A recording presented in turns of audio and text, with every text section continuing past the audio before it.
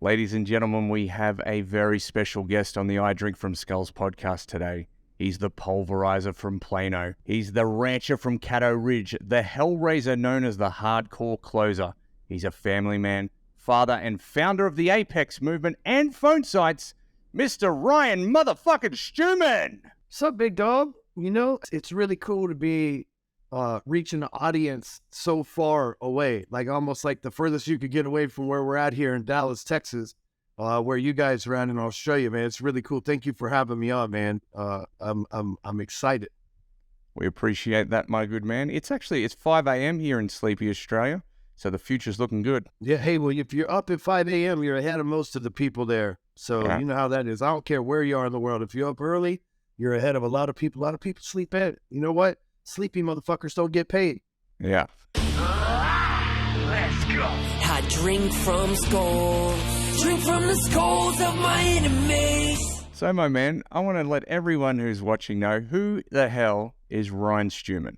Well, first of all, I like to make it publicly known that despite the way my face looks and despite the way my voice sounds, I'm actually a very nice guy. And I really do care a lot. I've been blessed with this like mean look on my face and a rough voice. So a lot of people see me in the videos and stuff, they're like, wow, he's a tough guy. He can probably fight, or he's mean or whatever. It's like, I'm not like that at all. I just sound like I would be. I'm like a really nice guy. But I have 4 kids and a wife and an amazing family. You know, I'm trying to raise future examples. I've been in business for myself since 2005.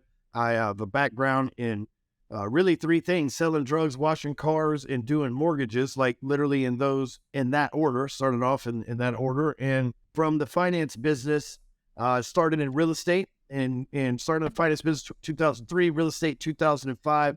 Now I sit on probably personal real estate assets, somewhere around $30 million worth. You know, we own the software companies and really just all around entrepreneur. I'd like to say, I'm a coach or consultant or whatever, but really sometimes when you're an entrepreneur with several companies and operators that you're juggling, you really I'm just a doer. I'm just an action taker that really, let me wind that back. What I am is I'm a cursed problem solver. So like when I was born, I was cursed with the innate ability to solve problems. The reason why I say that's a curse is fucking problems everywhere and I can't solve them all. But I see potential problems that need to be solved all the time that are unique. And I guess as an entrepreneur, that's really what the backbone of my business has been. You know, when I was young, Matt, I grew up on a horse farm, and my family were into these things called cutting horses.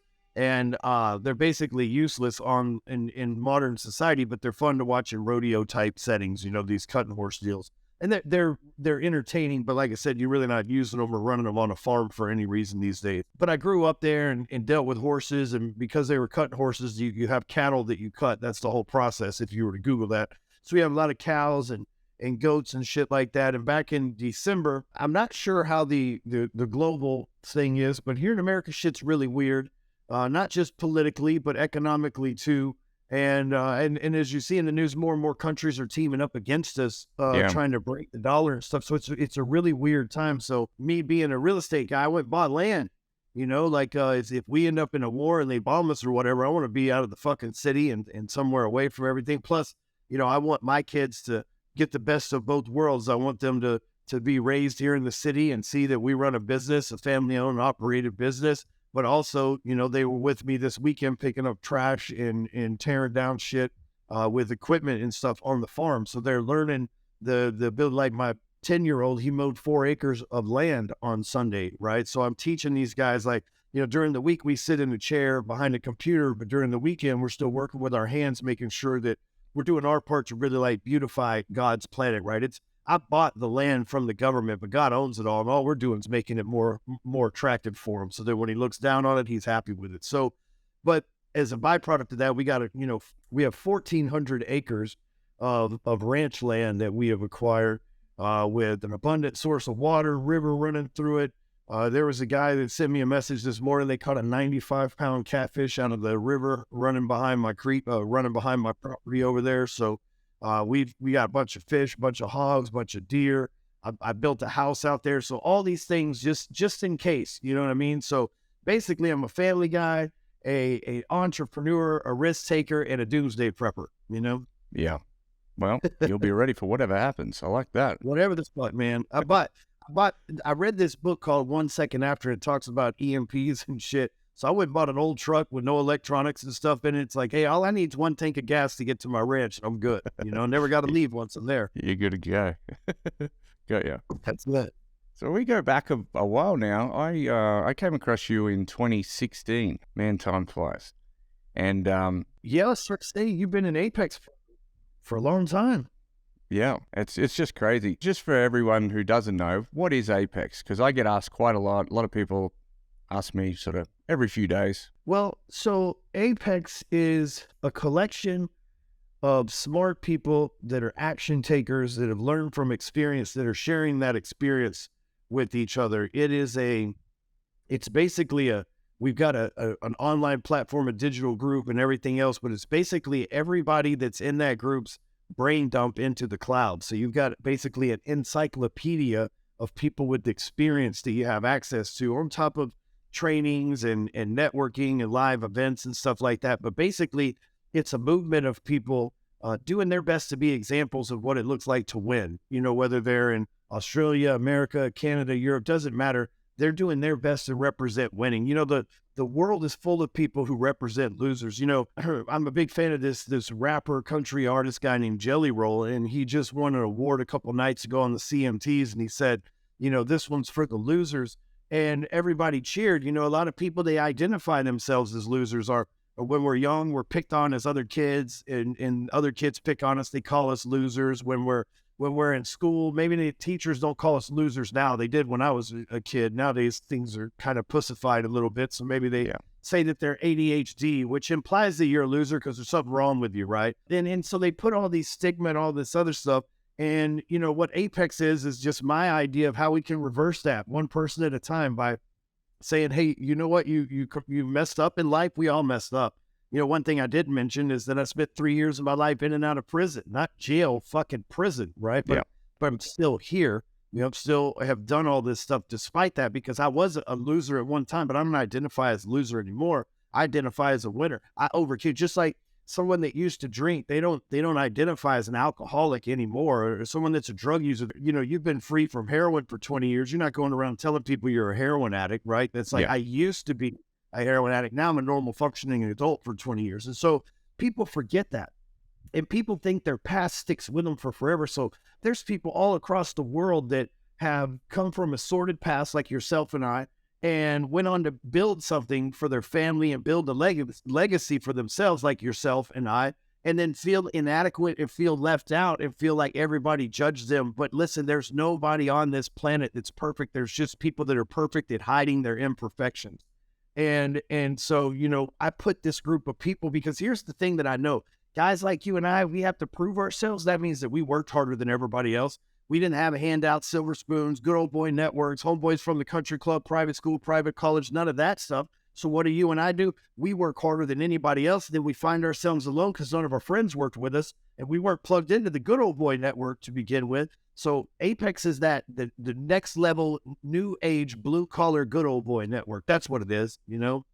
Yeah. So I get a little bit excited about that, trying to explain, like, because it's not easy just to say, oh, it's digital programs or it's a mastermind, because it's not fucking, it's that and the shitload of other more amazing things, you know? Absolutely.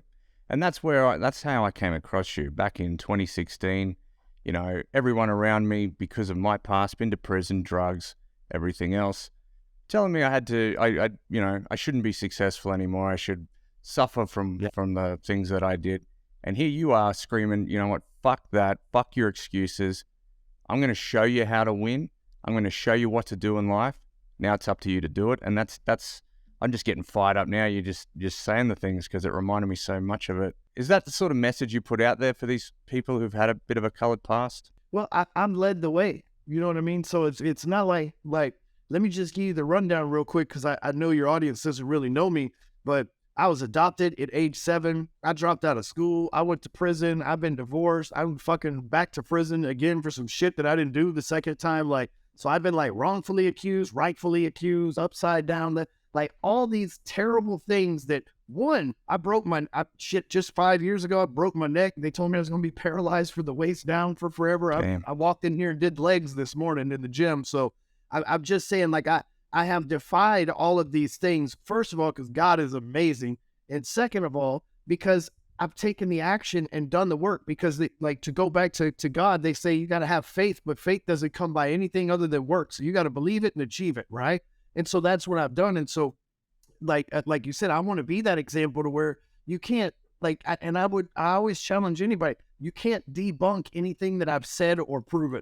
My whole life is online since July of 2008. You know what happened in July of 2008? I got out of prison and I said, I'm going to put my entire life online, and then motherfuckers are going to have to watch me build an empire, whether they're on my team or not. And here we are 15 fucking years later, and that empire's built. I laid out the framework. I recorded every damn video for 15 fucking years. He was just asking me before we got on here. He said, Matt said, how many podcasts have you done? I said, somewhere around 3,000, right? So, and again, all this time, the people that I've had come and go working for me, the assistants that I have, the ex-wives, there's no bad press about me, no 1 stars, no rip-off reports, no Ryan Stewman's a scam, because it's all been real. So when I say that, it's not to pat myself on the back. It's to say, I've shown you the way, the hard way too. Not no overnight success. Like, you see all this shit now, Lamborghinis and private jets and shit.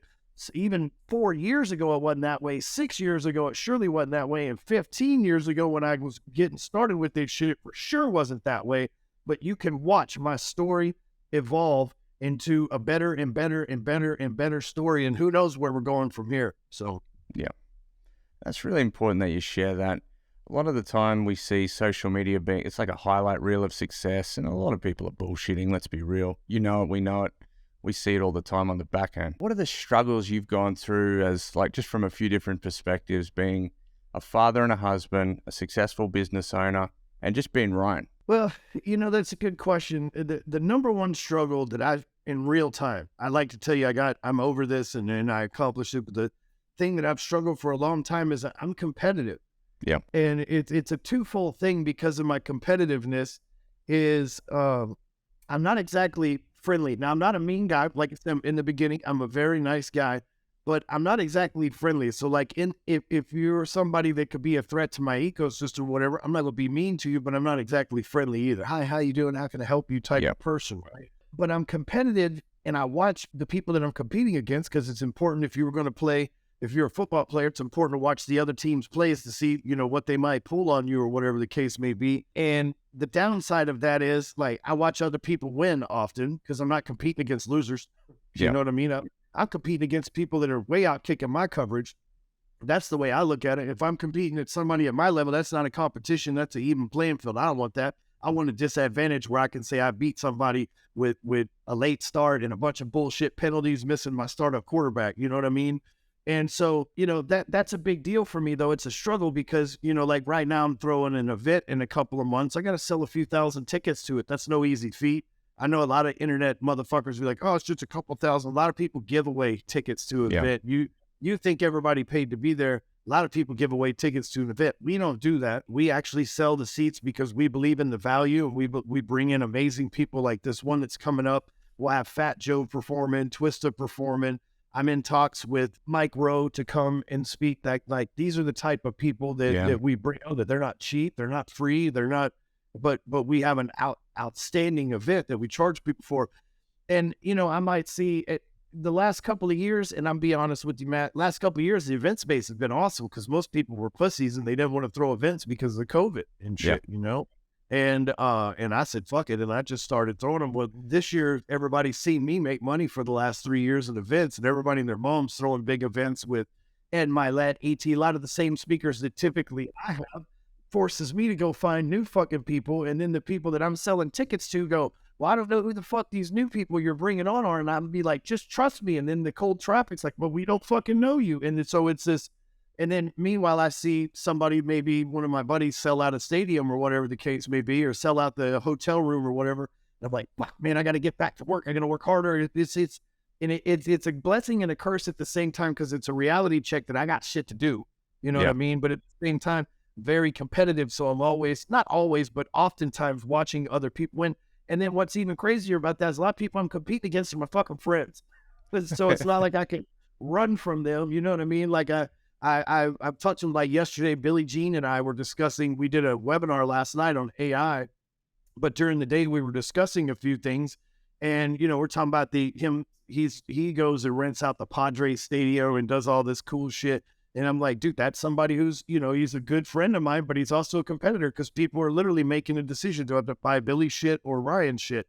So it's not like I can be like, oh, I hate Billy and block him on Facebook and just go all in. It's like, fuck, that's my friend. I got to figure out how we can share the market space together because neither one of us are assholes like that. But that's the biggest struggle for me. And it's that way for any entrepreneur, whether you're a Texas roofer and there's 100,000 other roofers in the state of Texas, or whether you're a plumber, there's 100,000 plumbers here, or a real estate agent or a banker. I mean, we all have that. If you're at Bank One or Bank of America, you're watching Chase. You know, if you're at Remax, you're watching Keller Williams. Like we're always competing. If you're number 2 in the market, you're fucking trying to hammer down to get number 1. If you're number 1, you're grasping at straws to stay there. We always have this thing like, oh, number 1's just running the fucking score up. That's never the case. That's never the case. Number 1 is in a struggle just like anybody else, because if you're going to be number 1, the struggle is going to be always around you. So, you know, my struggle is probably the same as everybody else's, man. I'm out here fucking competing against competition, you know, and a part of that too is, you know, it's not all competition's honest. You know, I'm competing with integrity, and I don't say that because like, look at me, blah, blah. But again, I got 13 years of doing this shit with no 1-star reviews or rip-off reports. That's not fucking easy. That's not fucking easy in an internet marketing job. Okay, I'm one of the few, if fucking any, that has that track record. And so what happens there is I'm competing on integrity, because how can I lead the way?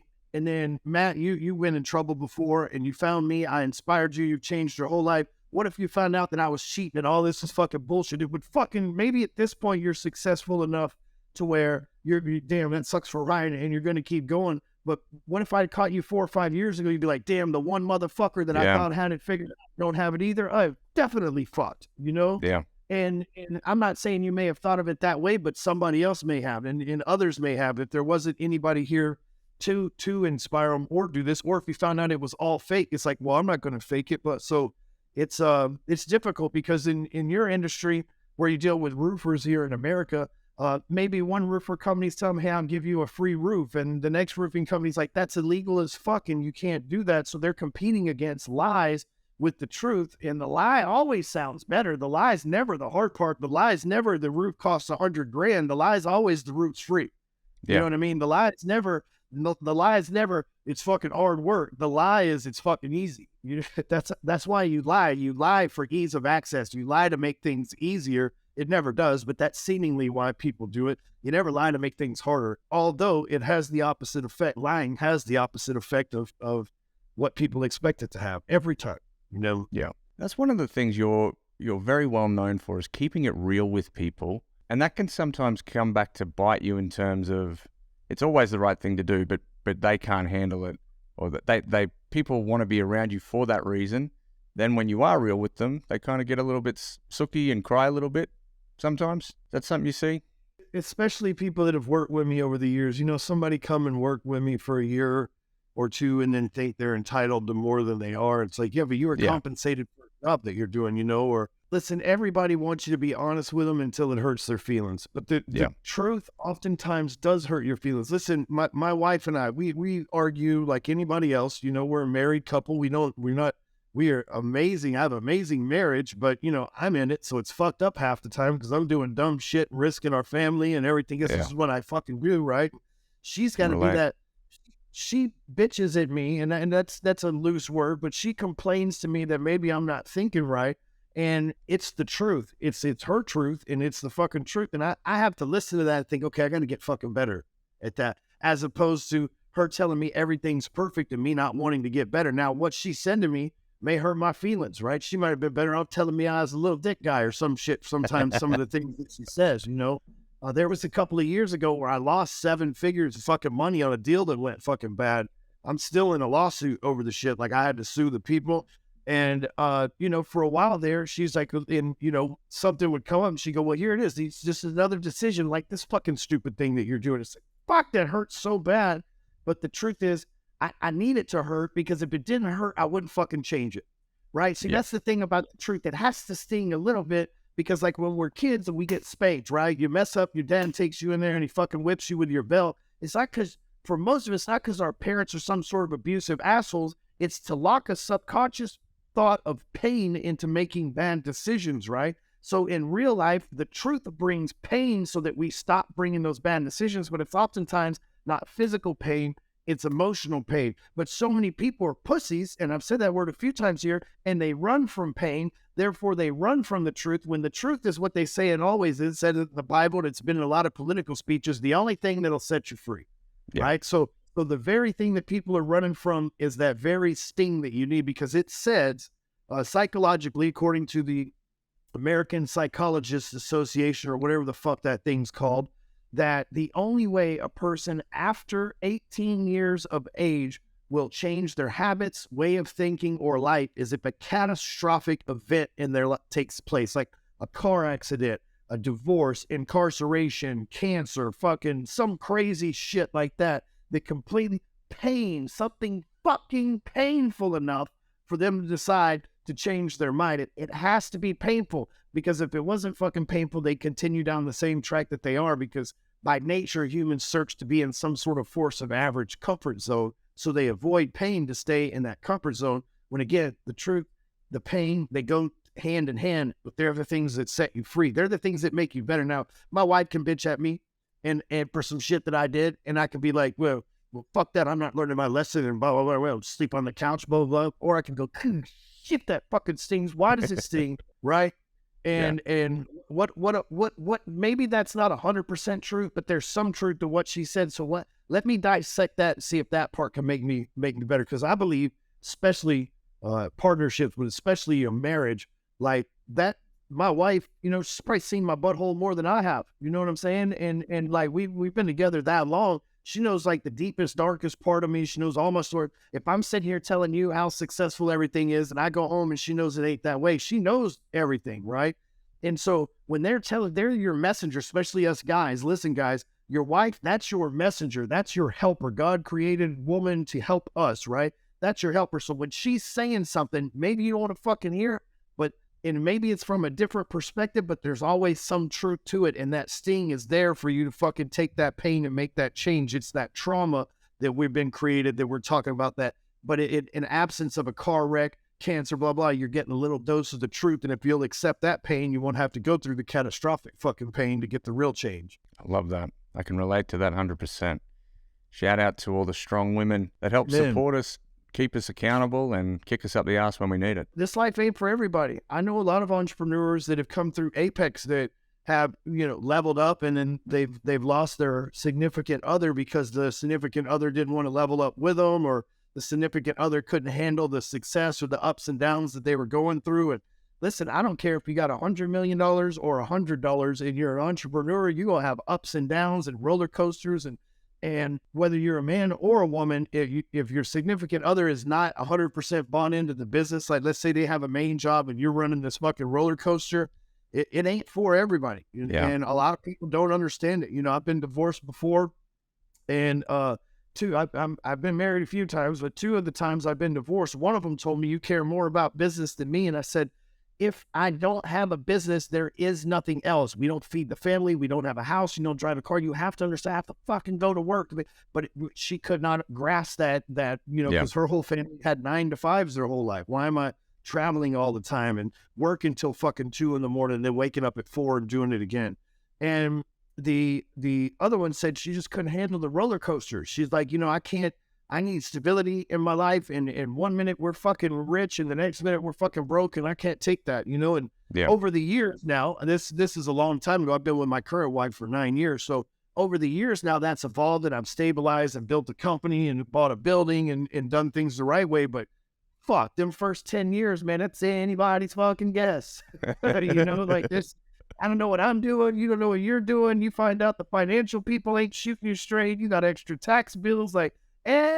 But that's how you get rich to the level that I'm at now, is all those fucking painful mistakes, I learned from every one of them, and they hurt so fucking much that I don't fucking make them no more. And now I've got everything stabilized, and As long as the motherfucking country I live in doesn't collapse, then I should be fine, you know? Yeah. But the beginning of entrepreneurism is the same for all of it. You ask anybody, whether it's Tony Robbins, Grant Cardone, Ed Milet, we all fucking struggle fucking city for some of us, the first decade, you know? That's wild. Do you have any advice for people? Maybe they're starting out, or they're in the game, they've got a business, they're trying to make it work, to get that family dynamic right. So I have a process that you know about, Matt, called the G code. Yeah. And so I one time I flew back from Ed Milet's house in Idaho on a commercial jet and sat in first class. And luckily enough, the person sitting right next to me was the legendary Tim Grover. He had been at the same event, and we happened to be catching the same plane back to Dallas. And I'm sorry, the same plane back to Spokane, to where we'd split up and go our separate ways, right? And so anyway, I got to sit on the plane with Tim for, I don't know, 2 hours probably, maybe a little bit longer, and shoot the shit with him. One of the things that he said was that balance was bullshit. And he gave me a mathematical equation to this 24 hours in a day. You got to work 10, you got to sleep 8. Why the fuck are you going to, where's the balance? Where are you going to pull another 10 hours to put in for your family? It's fucking balance. Balance is bullshit, because when the scale's balanced, it's zero. You want to be a fucking zero? So I like that, but let's just be honest, you know, he's an extremist, and there's nothing wrong with that. And I can be too, but I'm also an extremist with my family. Tim's older, his family's probably grown up, his kids are, you know, I still have youngsters in the house, just like you, Matt, so it matters to me. My wife is still fucking hot, right? I'm not old, and I'm not saying Tim's that nothing compared to him. Now, I'm just saying I'm younger than him, and my wife is younger than me. She's in peak shape for her body. Shit, I want to enjoy family time, you know what I'm saying, while family time's still good.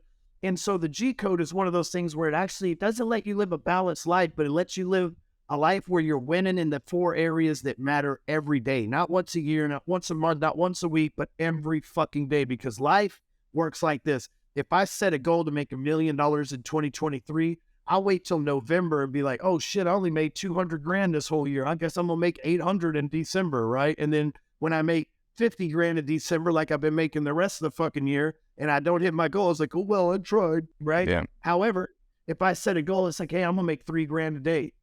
FYE, which means fuck your excuses, 3 grand a day, no matter what. And I'm not going to go to sleep until I make 3 grand a day. And on days when I make more than 3 grand, I'm starting the next day with 3 grand again.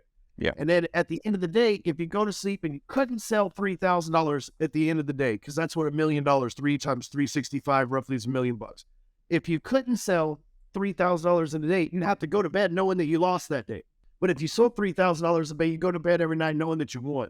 You see, people want to wait till the end of the game to find out if they won or not, but we can find out if we win at the end of every single day. So the G code breaks down to 4 areas. First of all, G code stands for the code to greatness. If you want to be the greatest version of yourself, these are the 4 things you got to do and win every day. Number 1, you got to have a grateful mindset, right? What I do is first thing in the morning, when I wake up, I write down 5 things that I'm grateful for. Because immediately, as soon as I check my phone, everything else, there's going to be problems, drama, emails, this, fucking that. It's just the nature of the beast out there. So I want to make sure that I'm grateful. And really, if we're looking for some sort of balance, if you're a Libra and you got to have balance or whatever the case may be, then what you're looking for is the balance between being happy with what you have, grateful for what you have right now, while still in pursuit of what's next. Because if you get too grateful, you won't go get what's next. If you get too greedy, you won't be too grateful, right? So that's really your only balance you're finding in life. The second G is your genetics. You got to work out, right? Eating right, working out. Doesn't mean you have to go and be all Arnold Schwarzenegger, Ronnie Coleman kind of workout thing. You don't have to be all jacked like that, although I highly recommend it. You know what I mean? I've been working for 23 years now. I've been working out in the gym, and in 2019, I was ejected from a side-by-side, broke my neck in 2 places, and if I hadn't been working out all those years, then I would be paralyzed right now. I didn't work out because one day I knew I was going to need it to be a shield against paralyzation. I just worked out every day because at the end of the day, did I sweat today or not? At the end of the day, did I stick to a diet or not? Look, your diet doesn't have to be keto diet or the kale diet or some shit like that.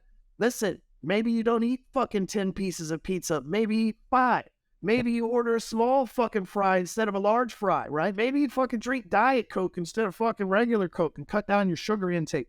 If you just cut out, if you go from we'll take the equivalent. If you go from large fry and small fry, you're cutting out about 800 calories per serving, right? If you do something like that, and you're not going to miss the difference in those fries. But if you do something like that, every meal times 3 meals a day, that's 2,400 calories. Damn. You cut out 72,000 calories a month. That's a whole ass motherfucking human. Yeah. And I'm not even asking you to do anything, but just slow it down a little bit, right? So that's the genetic mindset. So at the end of the day, did you stick to it? Did you discipline yourself? And did you go and work your body? The third thing is your grind, right? That's your business. You got to go out. We always say we're on a grind. We got to grind it out. Like, you got to go in there. You got to handle your business. You set your financial goal and you make sure that you hit it. You know, here at our business, we have KPIs, how many calls, how many contacts, how many closes. That's what we're looking for every day on the sales team, on the operations team. We have other KPIs and shit. And that's the thing. Hey, we're tracking that. Did we hit that goal? And the last thing is, and I think it's the most important part, is the group, which is the group of people that you spend your time with. So every day, if I wake up, I got 5 things I'm grateful for. I hit the gym, I go to work, and I hit my goals at work. And then I spend time, and I might spend 10 hours at work and 10 minutes with somebody at my house, but I'm investing time with my wife. I might spend, an hour at home around the dinner table talking to my kids and watching a show or whatever the hell may be, versus 9 or 10 hours at work. But I still invested some time into them and made sure. So every day I'm making sure that I invest into somebody, right? Like today it might be you, Matt. You know what I mean? You'll be down on my list because we spent some time here. But every day I'm making sure that I'm taking care of the group of people that I want to spend time with and do life with. So if you were to take all 4 of those every day, grateful mindset, your genetics, your grind, the group of people you spend your time with, and you were to give 1 point for each one of those, so I write down 5 things I'm grateful for, I get a point. I go to the gym, stick to my diet, I get a point. I hit my goal at work, I get a point. I put time in with somebody, I get a point. You could get 4 points a day would be the maximum that you could get. So we track this in an app that I created called the G-Code app, which I'll give you for free in a minute. And to tell you how serious I am about this, I have 4,500 points, okay, 4,579. I've been doing this for 1,356 uninterrupted days. And I can tell you, I look better, feel better, make more money, have a better life, have a better, everything about everything from 1,356 days ago is better, 1% a day. So I'm at least 1,356% better today than I was when I started this process. You can do this. There's no upsells. There's no gimmicks or any fucking shit like that. You can go to gcodechallenge.com, gcodechallenge.com, and you sign up. It's free. We're about to give it a major upgrade too, so it's about to get easier and cooler. But man, how many points do you have, Matt? You use this, don't you? We do, yeah. I've been doing this for years and years now. I don't know exact points, but that's how I've had success. Listen to what you said to do, and we do it. Before I used this app, I just did it on Evernote. I just had daily wins that I kept running. I didn't score it. I just kept it running in Evernote. But I used to write in a diary just every day. Boom, boom, boom, boom. Yeah. We got, I don't know, 10,000 or so people that use this. So it's pretty amazing that this free tool is helping people. There's I think I'm in 5th place. I'm not even in 1st place for points, which is crazy. There's 4 other people. When I broke my neck in 2019, I couldn't work out. So I wasn't going to take the point for some shit that I couldn't do for 100 days, Yeah. So, just on, you mentioned so many nuggets there, mate. I want to focus on group a little bit.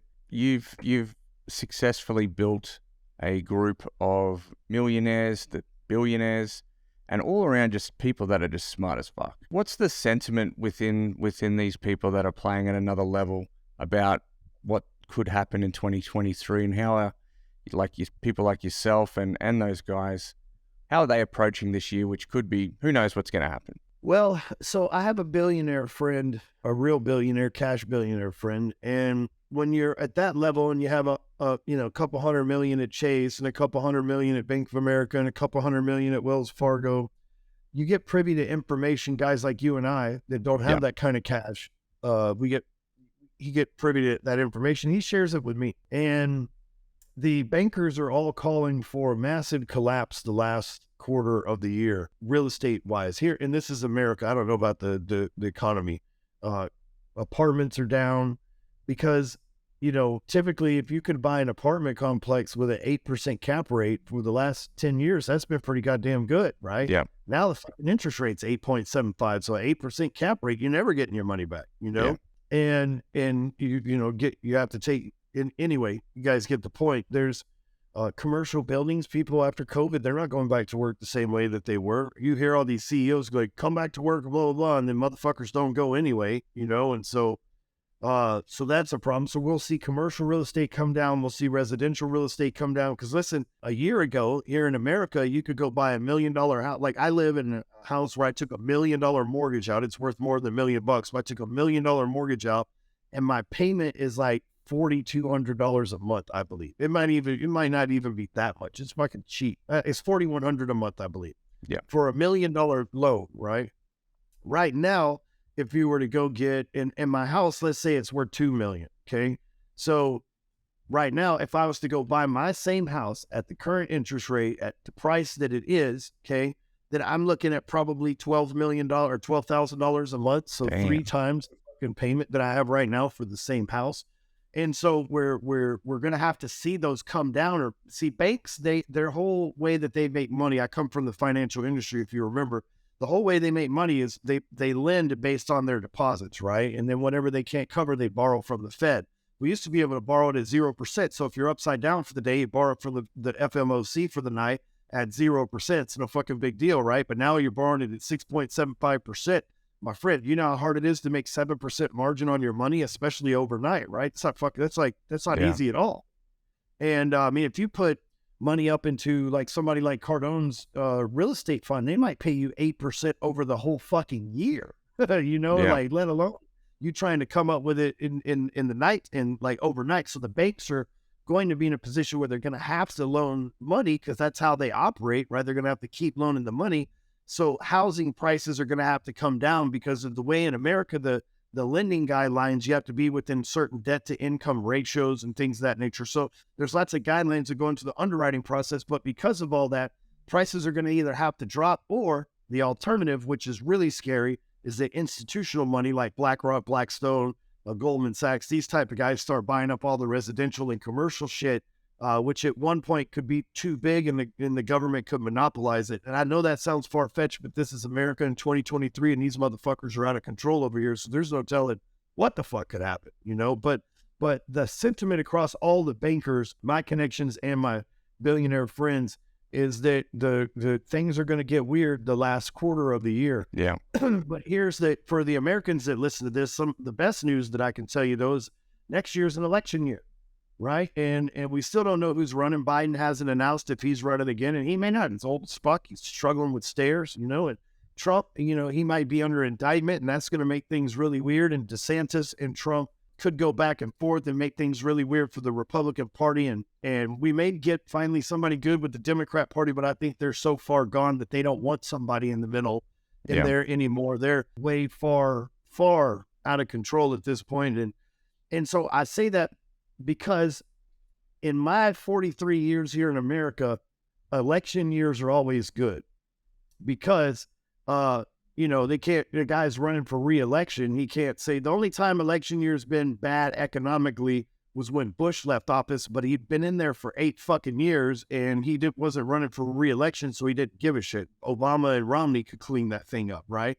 Yeah. And so now we're looking at, if Joe's not going to run for re-election, Kamala's got to figure out how to stay in there in power. She's not just going to let it fly by, right? And if they cheat once, they might as well cheat again with her. I don't know how the hell that shit works. But on the second end is they got to make it better for us. Like gas prices have come down here and certain things have come down because they want you to say, oh, look what I've done for you, re-elect me, right? So, I think this year could be rough. The end of the year we could see a drop, and then that drop actually fuel growth because prices are lower leading up to the election. And then who the fuck knows after that? So, but that's not just opinion. My guess is as good as Mrs. Cleo's on a late night fucking tarot card reading. I don't know.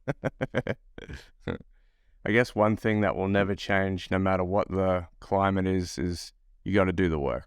The most money is made in a recession because there's 2 types of people. There's the type of person that uses it as an excuse not to produce, and the type of person that uses it as an excuse to outproduce everybody else. You see, the work is always there to be done. And there's in being a rancher, person that owns land, there's seed time and harvest time.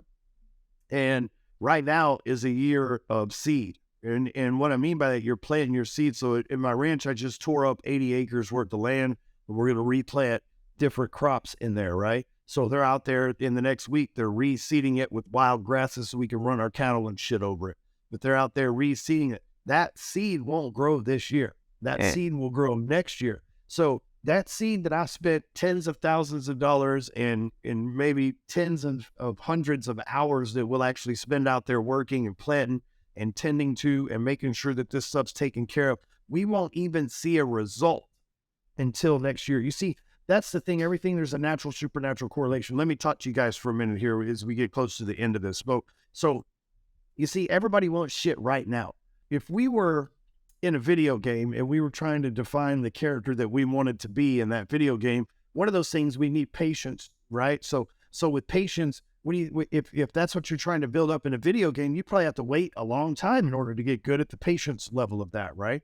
And so God, when he created the earth and we learned to plant seeds to feed ourselves, he taught us patience because we plant today and we reap in a season of next year, right? But what we plant today reaps next year, then it reaps the year after that, then it reaps the year after that, then it reaps again the year after that. And so what happens is in a recession is a signal, is an economic signal of seed time, okay? It's a time to keep investing, keep planning, and be fucking patient. And what happens is, see, a lot of people right now, they look at recession as a time to go put their seed in the silo and just let it sit there. But seed sitting in the silo ain't growing. It ain't turning into grass. It ain't turning into vegetables. It ain't turning into fruits. It's not growing. It's not producing, not doing anything. And so they think in a recession, it's time to store it up. No, in a recession, it's time to plant. Because guess what? The shit that you stored up, it ain't coming up next year because you didn't plant it. Me, I'm out here making the investment, planting it next year when everybody else is looking for food because they didn't plant their seeds. I'm going to have food at premium pricing that I could sell to everybody. And so I say that because in these recessions, recession is an economic signal that it is seed time. And now I'm not telling you to go out and buy a whole bunch of shit because again, God taught us by giving us the land and letting us grow food from it. He taught us patience. So look at it this way, the hard work, not necessarily the money, but the hard work that you're putting in and day out right now is the same as if you were growing seed on a farm. You're planting it, digging a hole, tending to it, watering it, keeping the freaking hogs out of there. All the shit that you got to do to make sure that that seed's protected, all that hard work is now translated into the workplace. If you think about it, it's on the same wavelength of you're doing that work every day, the equivalent of the keyboard versus maybe running a hoe or a rake. But you're on the keyboard running this shit every day while everybody else is scared and using it as a break. What happens is next year, your fruit grows better than everybody else, and you get to choose if you want to fucking share it with somebody or not. We're nearly at the end of the podcast, my good man. I want to throw a few words at you and just let me know whatever comes first thing pops into your head. Kangaroo. Kangaroos are people who take all your free shit and put it in their pouch, like your ebooks and your social media posts.